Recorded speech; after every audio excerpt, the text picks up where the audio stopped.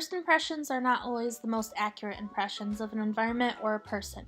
After my first visit to Read 180, which consisted of a lot of classroom disruption and discipline on the teacher's end, I was not looking forward to my future encounters within this classroom.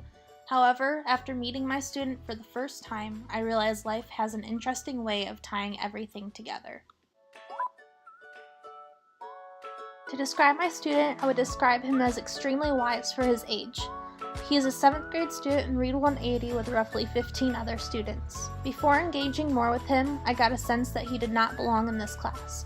Our first encounter was brief, but I was able to get to know him enough to know what to expect in future meetings.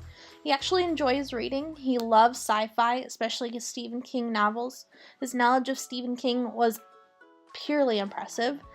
I believe because of my own struggles with reading when I was his age, I was able to bond with him on a more personal level and help him to grow when it comes to reading and writing.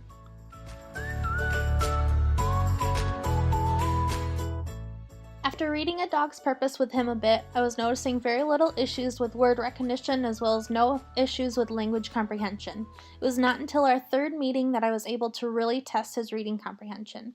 I had a unique experience with the student as he took it upon himself to complete the novel on his own in order to write a book report for his English class. At first, I was a bit skeptical, seeing as how we had not spent a large amount of time together yet. However, I was intrigued to go about things a bit differently in order to meet his needs as a student. Reading through the report, I noticed for the first time something he struggles with. I wouldn't consider this something from the modified cognitive model, but he does struggle with putting his thoughts into words. And in order to improve on this, we discussed main themes of the novel A Dog's Purpose, as well as the characters in the book, both dogs and people. When it came to discussing the novel out loud, he had no problems stating his thoughts and reflections over what we had read. However, when putting these thoughts into writing, especially for his book report, a lot of those thoughts were lost in translation. As a result of this, my task for him during the third meeting was to analyze the lives of each dog within A Dog's Purpose. We spent our time together writing down notes about each life. I would verbally ask him to explain to me his thoughts about each dog, and then later had him transfer those thoughts into writing. I was unable to read his final report for his English class, but was informed that he had received an A on the report.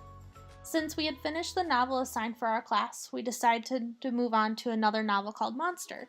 My goal throughout the rest of the semester with him was ultimately to focus on character analysis as well as key themes within the story. Ultimately, after my experience with Read 180, my definition of literacy has not changed, but I suppose has expanded on. Going into this course, my definition of literacy was the ability to read, write, and comprehend the written language. To expand on this definition, I would add that literacy is also the ability to use what you have read and apply it to your own life in order to further comprehend what you are reading.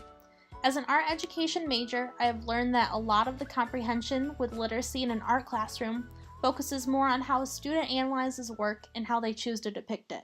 There is no right way to analyze a work of art because each viewer will obviously have a different opinion.